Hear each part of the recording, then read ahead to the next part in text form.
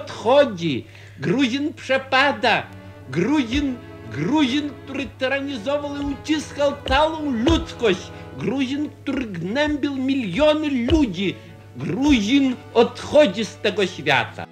5 marca 1953 roku umiera Józef Stalin. Pomimo oczekiwań ze strony społeczeństwa, sytuacja w kraju nie zmienia się od razu po jego śmierci. Polacy nadal mogą cieszyć się niewieloma wolnościami. Na przykład nie mają swobodnego dostępu do informacji. Wieści za żelaznej kurtyny docierały do Polski za pomocą przeszmuglowanych gazet i magazynów, ale głównie dzięki audycjom Radio Wolna Europa, która informowała o rzeczywistym stanie rzeczy w komunistycznej części Europy. Bowiem w okresie władzy komunistycznej bardzo dużą rolę odgrywała propaganda i ściśle z nią związany monopol informacyjny państwa. Kontrola przekazu była możliwa dzięki ograniczeniom w dostawach papieru, ale także dzięki działaniom cenzorskim. Nie tylko blokowano publikację nieprawomyślnych informacji, ale także starano się narzucić odpowiedni sposób myślenia. Informowano o złych warunkach życia na Zachodzie, krytykowano zgniły imperializm, ale także stale blokowano odbieranie audycji Radia Wolna Europa. W końcu wyczekiwana odwilż, czyli złagodzenie represyjnej polityki państwa, nadeszła w roku 1956.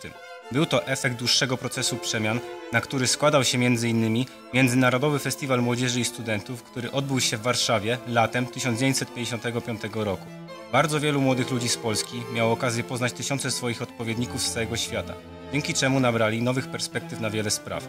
Ważnym elementem w kierunku przemian okazał się także tygodnik Po prostu, w którym pojawiały się tematy do tej pory zakazane, takie jak chociażby krytyka gorszych stron socjalizmu czy historie związane z żołnierzami AK.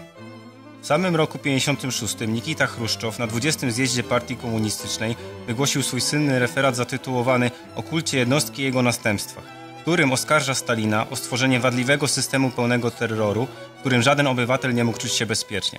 W tym samym roku w Moskwie na atak serca umiera prezydent Polski Bolesław Bierut.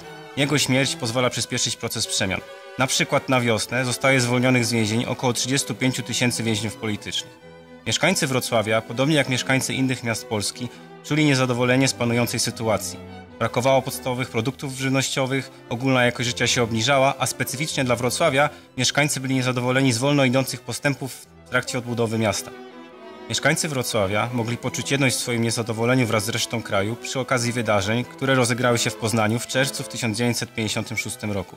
Około 100 000 osób wychodzi na ulicę, żeby protestować, niosąc na banerach hasło „Żądamy chleba i wolności”. Protestujący postulowali o większą liberalizacji polityki, zmniejszenie się represji, a także ogólną poprawę jakości życia. Niestety nie zostali oni wysłuchani przez władze. Co więcej, zostali nawet ostrzelani z okien budynku Wojewódzkiego Urzędu Bezpieczeństwa Publicznego, przez co doszło do eskalacji konfliktu. Protestujący zdobyli broń, zaczęli stawiać barykady, a władza do tłumienia protestów wysłała wojsko. Ostatecznie poznański Czerwiec pochłonął nawet kilkadziesiąt ofiar. Początkowo jako prowodyrów protestów wskazywano imperialistów, jednak później retoryka władz się zmieniła i uznano ten protest jako zasadniczy protest robotniczy. W wyniku tych wydarzeń do władzy dochodzi Władysław Gomułka. Początkowo obiekt czystek partii, jednak wówczas, jak się mogło wydawać, jedyna osoba, która jest w stanie zapanować nad rosnącymi niepokojami. Dochodzi on do władzy w ramach tzw. polskiego października. Początkowo za jego panowania kultura będzie przeżywała rozkwit, a cenzura straci na znaczeniu. Jednak wraz z tym nie przyjdą żadne radykalne reformy, co mogło też zawieść co niektórych. Dla Wrocławia szczególnie ważne w tamtym okresie były dwie kwestie. Pierwsza to solidarność z Węgrami, których to wrocławianie wspierali w ich walce o demokrację w roku 1956. Z Wrocławia szła bardzo duża ilość transportów humanitarnych, przede wszystkim z krwią, ale także i z lekami. Dodatkowo, kiedy powstanie na Węgrzech upadło, w wielu miejscach we Wrocławiu zawisły biało-czerwone flagi z czarnymi wstążkami, które miały symbolizować łączenie się w żałobie z narodem węgierskim. Kolejną ważną kwestią był powrót polskiej administracji apostolskiej na ziemie zachodnie i północne, w tym także i do Wrocławia, gdzie najważniejszą postacią był Bolesław Kominek, który objął diecezję wrocławską. W tamtym czasie nastało także pewne rozluźnienie w relacjach władza-kościół. Kardynał Wyszyński zostaje zwolniony z aresztu, a nauczanie religii wraca do szkół. Rozluźnienie to nie będzie trwało jednak zbyt długo, ponieważ już w następnym roku władza powróci do represji. Gospodarka PRL-u była gospodarką centralnie sterowaną. Oznaczało to odgórne planowanie zakresu produkcji, wzrostu gospodarczego, a także wszystkich wskaźników gospodarczych względem tzw. planów wieloletnich. Przykładem takiego planu może chociaż być plan 6-letni, który został wprowadzony do życia w 1950 roku. Cechą charakterystyczną tych planów był fakt, że były one modyfikowane jeszcze w trakcie ich trwania. Na przykład plan 6-letni został zmodyfikowany przy okazji wybuchu konfliktu w Korei. Plan 6-letni nie został nigdy doprowadzony do końca i przyniósł za sobą bardzo poważne skutki gospodarcze, a także społeczne. Celem planu było prowadzenie gospodarki na wzór radziecki, czyli masowa inwestycja w przemysł ciężki, a także industrializacja. Zaś głównym projektem tego planu byłoby wybudowanie nowego socjalistycznego miasta, czyli Nowej Huty, która nie tylko miała bardzo mocno wspomóc przemysł ciężki, a także być robotniczą przeciwwagą dla inteligenckiego Krakowa. Obszarem gospodarki, który najbardziej ucierpiał podczas trwania planu sześcioletniego, było rolnictwo, bowiem wprowadzono kolejne obowiązkowe dostawy produktów rolnych, na co nie zgadzali się rolnicy, ponieważ otrzymywali za nie jedynie połowy ceny rynkowej. Ponadto postępowała też kolektywizacja rolnictwa, czyli likwidacja indywidualnych majątków na rzecz budowania państwowych spółdzielni. Chętnych do dobrowolnej kolektywizacji było jednak niewielu rolników, ponieważ nikt nie chciał oddawać dopiero co otrzymanego na własność po II wojnie światowej gospodarstwa. Władza, aby zmusić rolników do udziału w państwowych spółdzielniach, stosowała silne działania propagandowe, a także stale zwiększała obowiązkowe dostawy produktów rolnych. Niedofinansowanie rolnictwa z jednej strony, kolektywizacja i industrializacja z drugiej doprowadziły do sytuacji, gdzie wiele osób ze wsi zaczęło migrować do miast. Przełożyło się to na zmianę struktury ludnościowej PRL-u i wzrost klasy robotniczej w społeczeństwie. Jednakże cena za industrializację była wysoka.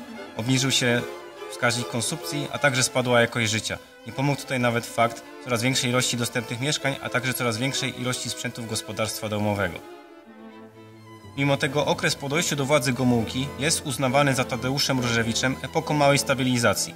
Życie, chociaż szare i siermiężne, było wtedy względnie stabilne.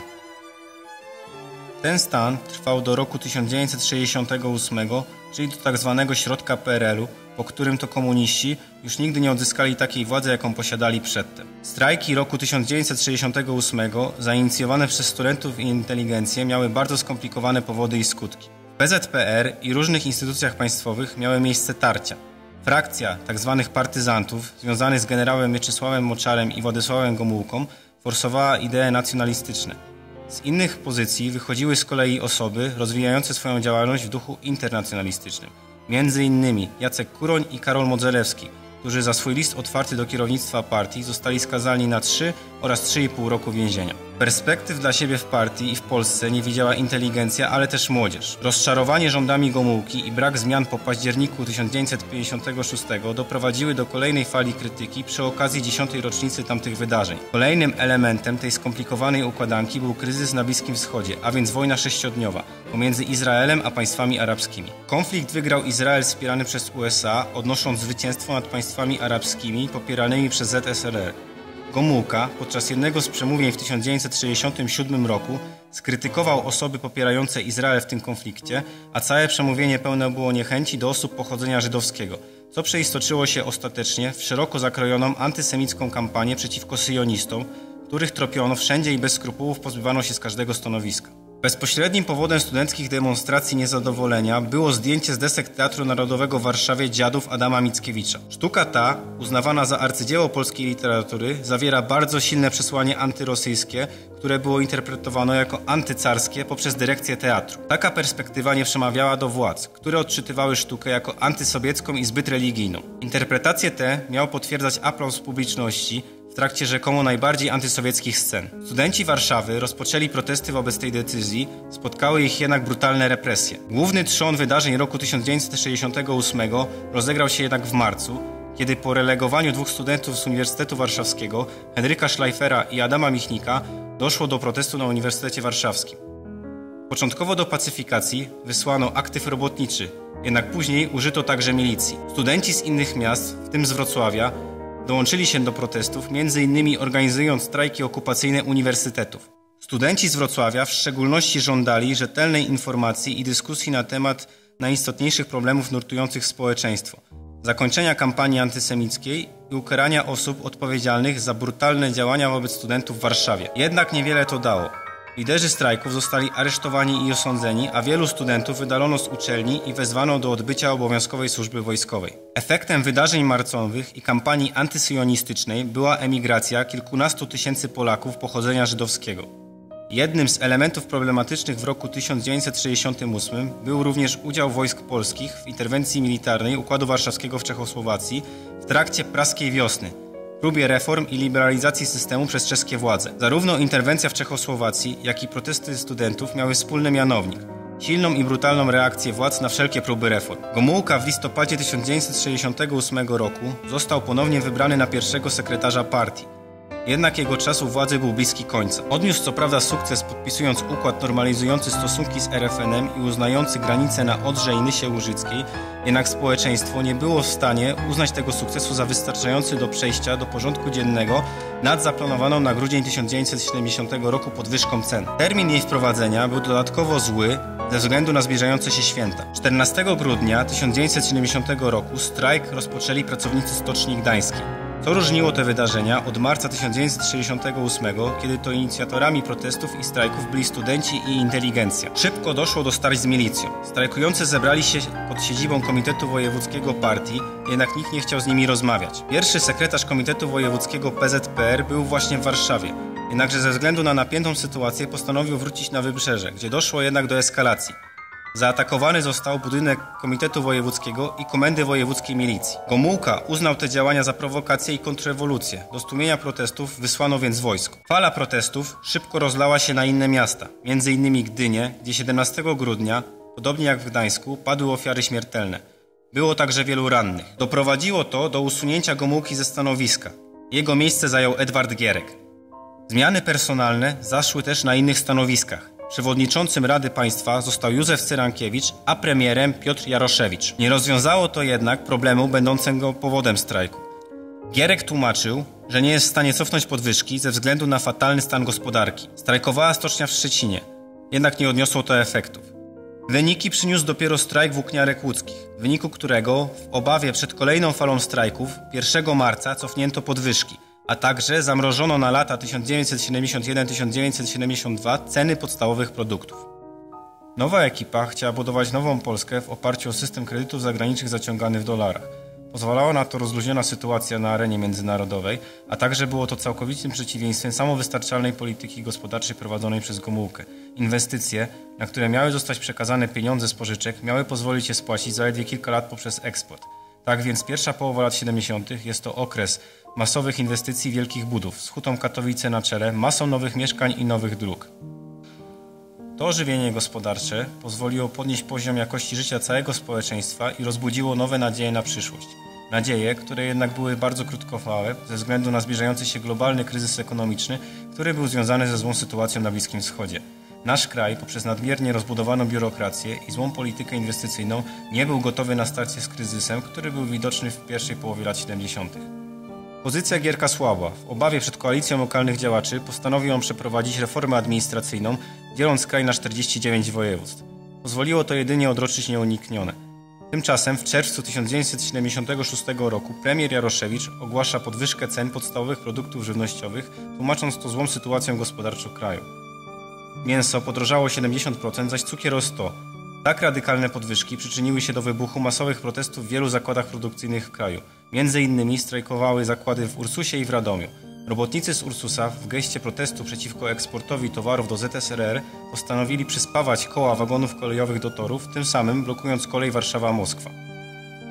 Władze próbowały w jakiś sposób zapanować nad sytuacją poprzez cofnięcie podwyżek. Jednakże nie zdało się to na wiele, protesty trwały nadal. Między innymi w Radomiu robotnicy podpalili siedzibę Komitetu Wojewódzkiego Partii. I tutaj, podobnie jak w latach 70., władze do tłumienia protestów wysłały wojsko i milicję. Tym razem jednak nie używały one ostrej amunicji, a jedynie pałki gumowe, gaz łzawiący i armatki wodne. Protestujący byli bardzo brutalnie traktowani, dodatkowo byli także zwalniani z pracy. Ostatecznie protesty objęły aż 12 województw. Wydarzenia te stały się impulsem do stworzenia zorganizowanej podziemnej opozycji antykomunistycznej, gdzie robotnicy współpracowali z inteligencją. W 1976 roku zostaje założony KOR, czyli Komitet Obrony Robotników, który później zostanie przekształcony w Komitet Samoobrony Społecznej KOR. Powołując KOR, jego założyciele wystosowali apel do władz o zaprzestanie represji i do społeczeństwa o solidarność z represjonowanymi.